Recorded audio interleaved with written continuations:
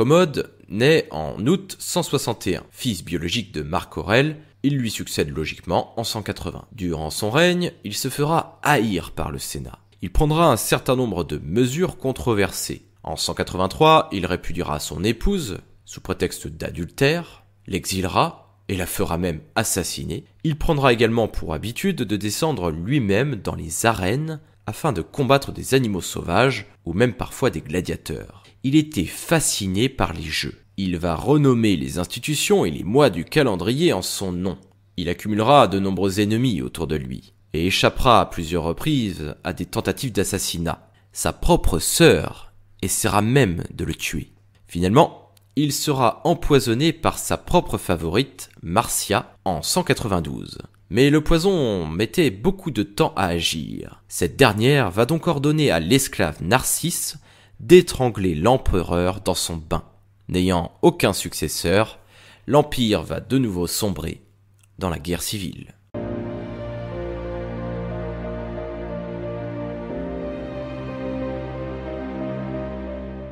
Suite à la mort de Commode en 193, ses assassins offrirent le trône à Pertinax, qui était alors préfet de Rome. Dès son arrivée au pouvoir, Pertinax décidera de restreindre les dépenses somptuaires. Commode ayant dépensé beaucoup d'argent dans ses jeux, il y avait de nombreuses économies à faire. Mais cette décision ne plut pas à tout le monde et Pertinax sera assassiné dès le mois de mars, soit 3 mois plus tard. Didius Julianus décide alors de revendiquer le trône. Il acheta le soutien des prétoriens pour parvenir à ses fins. Cependant, il ne les paiera jamais. Des mouvements de contestation vont naître un petit peu partout dans l'Empire. Dans les provinces, 3 généraux vont se révolter, acclamés empereurs par leurs soldats. Septime Sévère en Pannonie, Pessinus Niger en Syrie et Claudius Albinus en Bretagne. On parle ici de nouvelle année des 4 empereurs. Accompagné de son armée, Septime Sévère arrive à Rome en juin 193. Didius Julianus fut alors condamné à mort par le Sénat, puis exécuté. Septime Sévère avait du pain sur la planche. Il lui fallait éliminer ses 2 adversaires encore en course. Il fit la paix avec Claudius Albinus dans un premier temps, afin de pouvoir se concentrer sur son 2e adversaire, Niger. Ce dernier, beaucoup plus menaçant, avait réussi à rallier les armées de Palestine et d'Égypte. Les batailles eurent principalement lieu entre la Grèce et l'Anatolie. Niger finira par être vaincu et mourra en novembre 194. À la fin de l'année 195, l'empereur réussit enfin à mater les derniers fidèles de Niger. Il peut donc déclarer la guerre à Claudius Albinus. Il peut donc se concentrer sur son 2e rival. Claudius Albinus sera déclaré par le Sénat ennemi public. Mais il ne se laisse pas faire et réplique aussitôt en envahissant la Gaule et en se proclamant Auguste.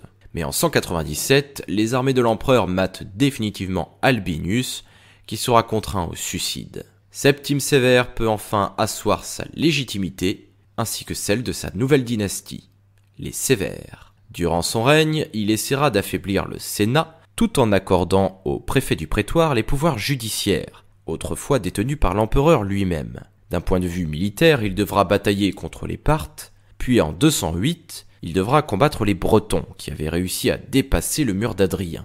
Il réussira à restaurer le rempart. Septime Sévère mourra finalement en 211. Il avait réussi à initier une nouvelle dynastie.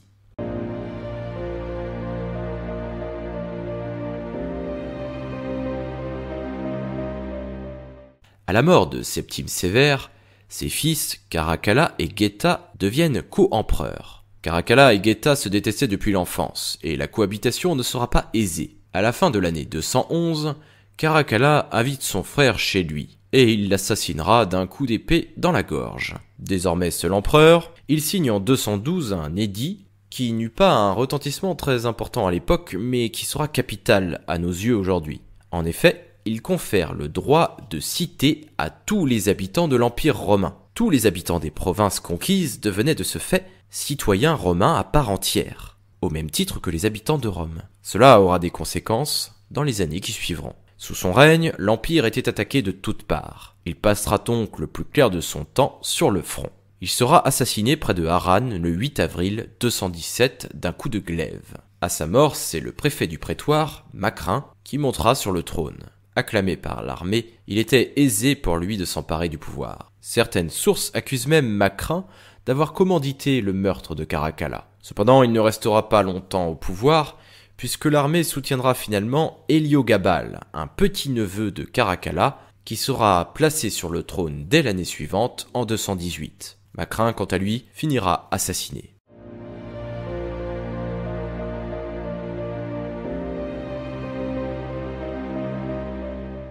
Héliogabal était né en 205. Après la mort de son père, il dut attendre la mort de Macrin pour pouvoir accéder au trône. Très jeune, lorsqu'il fut nommé empereur, ce furent sa grand-mère et Comazon, le préfet du prétoire, qui dirigèrent l'empire. De son côté, l'empereur passait le plus clair de son temps à festoyer, et il se mariera, dit-on, à plusieurs hommes, mettant ainsi en avant son homosexualité. Cette attitude allait ulcérer les Romains, mais également sa propre grand-mère, Julia Maesa. En 221, elle réussira à le convaincre d'adopter son propre cousin, Sévère Alexandre. Le jeune Alexandre était plus apprécié par l'armée que l'empereur lui-même, et ce qui devait arriver, arriva. En 222, les prétoriens décident de se révolter et de tuer l'empereur. Son corps est traîné à travers les rues de Rome, puis la populace tentera de jeter le cadavre aux égouts. Mais comme les conduits étaient trop étroits, le cadavre de l'empereur sera finalement jeté dans le Tibre. Sévère Alexandre monte donc sur le trône. Élevé par sa mère Julia Mamaea et sa grand-mère Julia Maesa, l'enfant reçut une bonne éducation. Durant son règne, en Perse, la situation avait changé. L'ennemi de toujours, les Parthes, avait été vaincu par un nouvel ennemi, un nouvel empire perse dirigé par la dynastie des Sassanides. Et ces derniers décidèrent de s'attaquer aux Romains. L'empereur engagera une campagne contre eux entre 231 et 235. Cette même année, il doit faire face à la menace des Germains. Il tente alors de négocier la paix, mais ses légions voient cela comme un acte de lâcheté et décident de le tuer avec sa mère.